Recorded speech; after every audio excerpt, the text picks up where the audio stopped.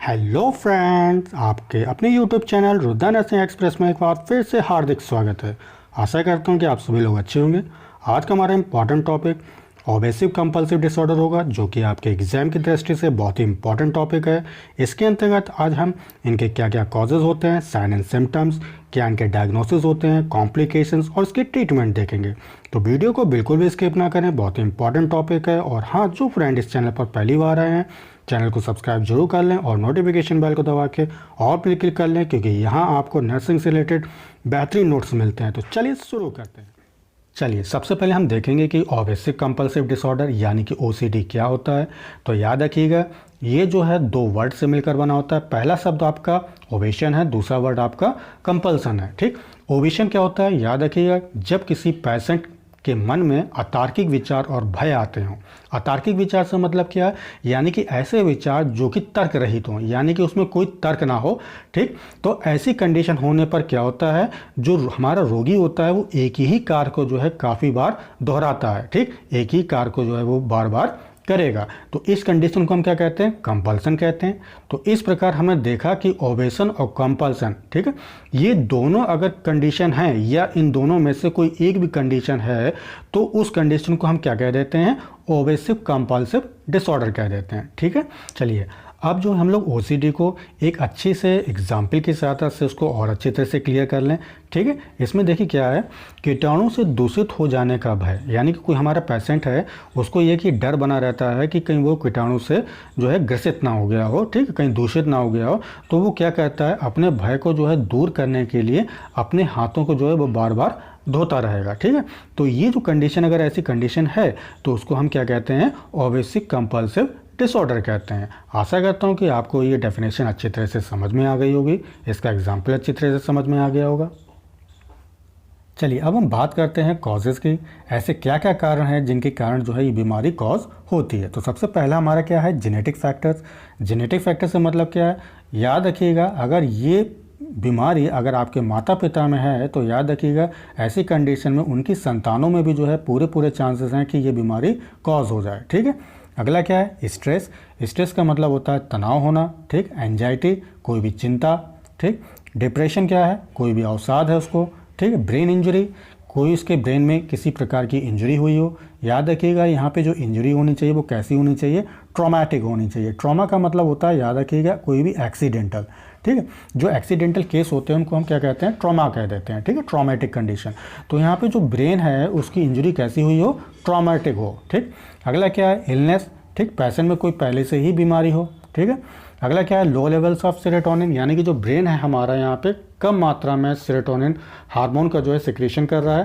ठीक है, तो ऐसी कंडीशन में क्या होगा, ओसीडी होने के चांसेस पूरे बढ़ जाते हैं। ठीक है, याद रखिएगा सेरोटोनिन का काम क्या होता है, मेंटल बैलेंस को बनाए रखना। क्या, मेंटल बैलेंस को बनाए रखने का कार्य कौन करेगा, आपका सेरोटोनिन करेगा। क्लियर है बिल्कुल। चलिए अगला हमारा है abuse in childhood acute neuropsychiatric symptoms, जिसको शॉर्ट में क्या कह देते हैं, कैंस कह देते हैं, CANS। ठीक है, याद रखिएगा ये जो सिम्टम्स होते हैं, इन अगर सिम्टम्स में कोई भी स्ट्रेप्टोकोकल बैक्टीरिया, ठीक, अटैक कर दे तो याद रखिएगा संक्रमण के बाद में, यानी किसके संक्रमण के बाद में, आपका स्ट्रेप्टोकोकल जो बैक्टीरिया है उसके संक्रमण के बाद में इस बीमारी को हम लोग क्या कह देते हैं, पांडास कह देते हैं। क्या कह देते हैं, पांडास कह देते हैं। ठीक है, इसका फुल फॉर्म याद रखिएगा, पांडास का होता है paediatric auto immune neuropsychiatric disorder associated with Streptococcus. किससे संबंधित है ये, किससे एसोसिएट है, आपका स्ट्रेप्टोकोकस से संबंधित है।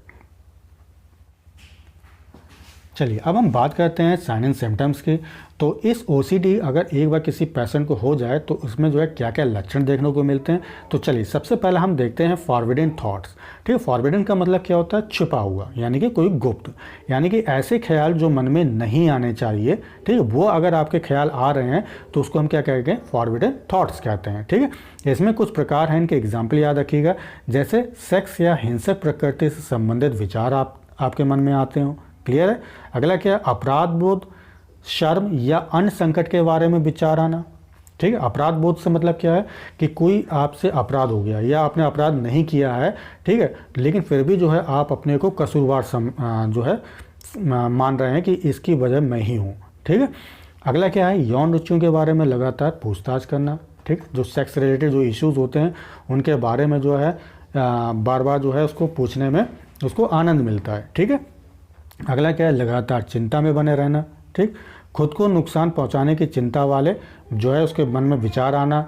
ठीक है, कि उसके मन में ऐसे विचार आते हैं कि वो खुद को जो है किस प्रकार जो है अपने आप को नुकसान पहुंचा सके। क्लियर है बिल्कुल। चलिए अगला क्या है, धार्मिक विचारों के बारे में जुनून। ठीक है, उसके मन में जो है धार्मिक विचार काफ़ी आते रहते हैं, जैसे मंत्रों का बार बार जो है जाप करना या घंटों लगातार जो है पूजा करते रहना।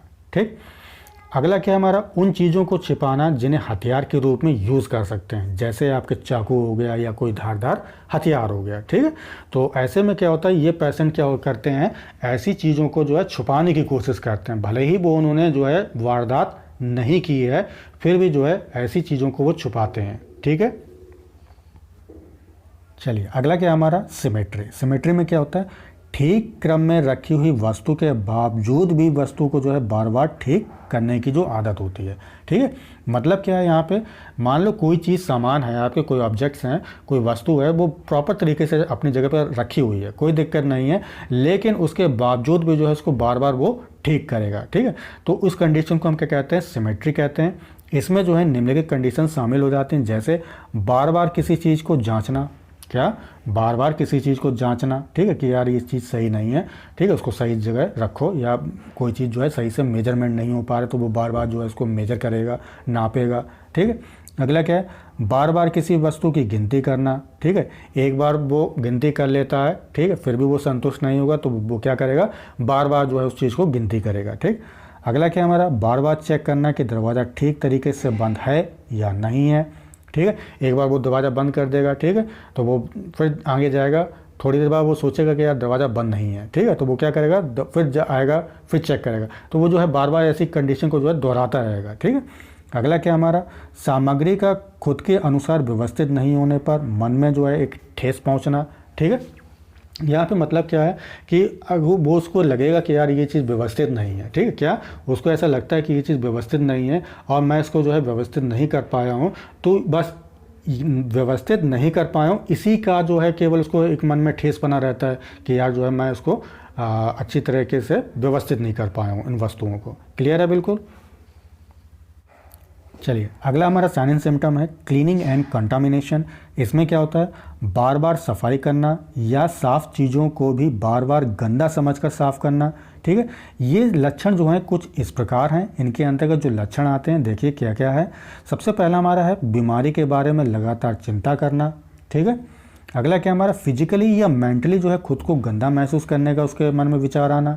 ठीक है, अगला क्या है, टॉक्सिक सब्सटेंसेस, वायरस या गंदगी के संपर्क में आने की लगातार उसको चिंता बना रहना। ठीक है, उसके मन में चिंता हमेशा बनी रहेगी कि ऐसा ना हो कि हम किसी टॉक्सिक सब्सटेंस, वायरस या कोई गंदगी के संपर्क में आ जाएं। ठीक है, तो ये विचार जो है उसके मन में लगातार बने रहते हैं। ठीक है, या आते रहते हैं।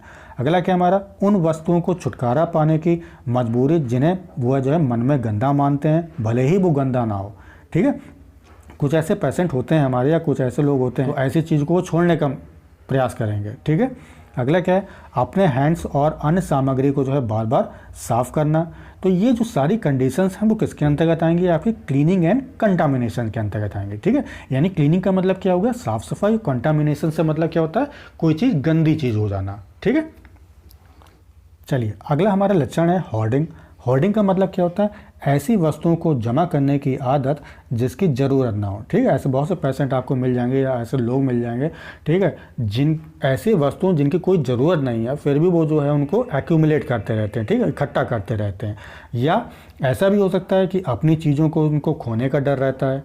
ठीक है, या ऐसी भी कंडीशन हो सकती है कि अगर कोई चीज़ खो जाए तो वो उनके लिए क्या होगा, बुरा होगा। क्लियर है बिल्कुल। चलिए अगला क्या हमारा, ओसीडी वाले जो पेशेंट होते हैं उनमें कुछ टॉरेट सिंड्रोम या टिक्स भी देखने को मिलता है। ठीक है, इनके अंतर्गत जो है निम्नलिखित लक्षण आपको देखने को मिलेगा, जैसे अनवांटेड साउंड, यानी कि अनचाही जो है आवाज़ निकालना या कोई अनवांटेड मूवमेंट होना।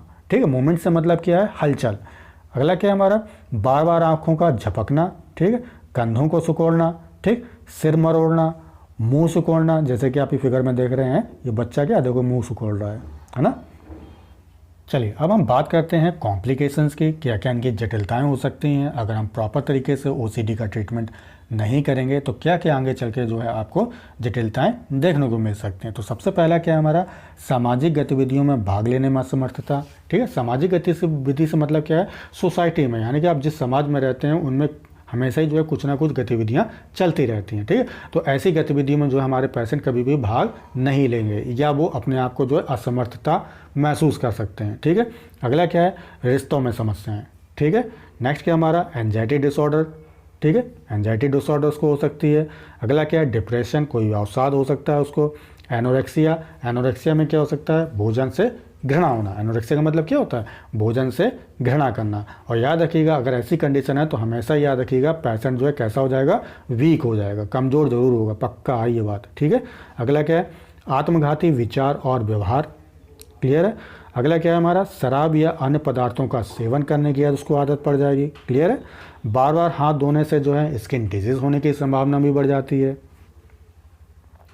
चलिए अब हम बात करते हैं डायग्नोसिस की, क्या क्या ऐसे तरीके हैं जिनके कारण जो है हम लोग ओसीडी को एकदम क्लियरिफाई कर देते हैं कि हाँ इस पेशेंट को जो है ओसीडी है। ठीक है, तो सबसे पहला क्या हमारा फिजिकल एग्जामिनेशन है। क्लियर है, नेक्स्ट क्या हमारा लैब टेस्ट है। लैब टेस्ट में भी कुछ स्पेशल टेस्ट हैं जैसे कि आपका सीबीसी टेस्ट है। ठीक है, थायराइड फंक्शन टेस्ट है। नेक्स्ट क्या हमारा शराब और नशीली दवाओं की जांच है, इसमें इसके अंतर्गत आती है। ठीक है, अगला क्या हमारा साइकोलॉजिकल इवेल्युएशन। ठीक है, यानी कि मूल्यांकन। ठीक है, तो इस टेस्ट में आप क्या करेंगे, विचारों, भावनाओं, लक्षणों और व्यवहारों का जो है मूल्यांकन करेंगे, उस पर उसकी चर्चा करेंगे। क्लियर है बिल्कुल। चलिए अब हम देखते हैं ट्रीटमेंट। ठीक है, तो याद रखिएगा ये एक ओसीडी एक ऐसी बीमारी होती है जिसका प्रॉपर तरीके से जो हम लोग ट्रीटमेंट नहीं कर सकते हैं। हाँ ये ज़रूर है कि कुछ लक्षणों को जो हम लोग कम कर सकते हैं। तो चलिए देखते हैं क्या क्या ट्रीटमेंट है। तो सबसे पहला है हमारा साइकोथेरेपी और अगला क्या हमारा मेडिकेशन है। चलिए सबसे पहले हम देखेंगे कि साइकोथेरेपी क्या होता है।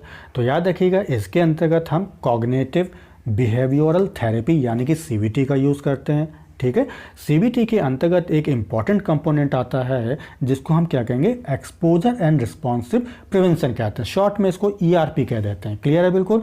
चलिए अब इसमें होता क्या है, ईआरपी के अंतर्गत हम लोग क्या करते हैं, रोगी के सामने एक डरी हुई वस्तु जैसे गंदगी आदि को उसके सामने लाया जाता है।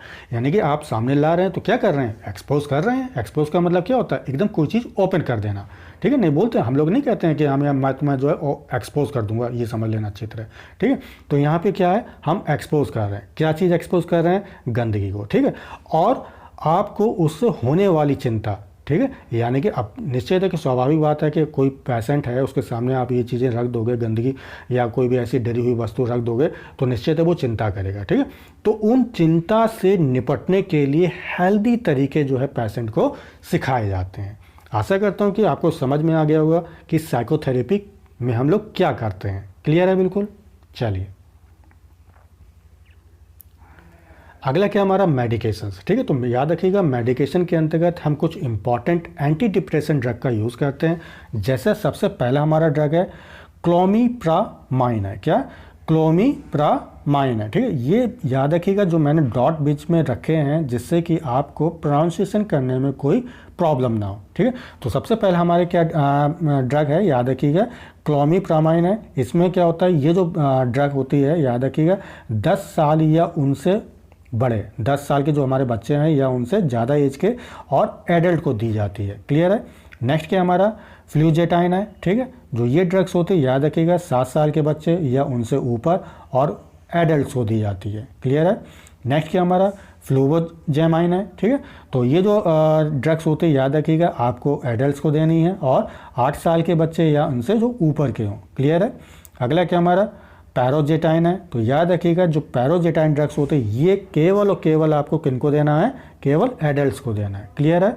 चलिए अगला हमारा ड्रग है सेट्रालिन है। ठीक है, याद रखिएगा ये जो ड्रग है एडल्ट्स के लिए भी होती है और 6 साल के बच्चे या उनसे जो ऊपर के बच्चे होते हैं उनको भी हम दे सकते हैं।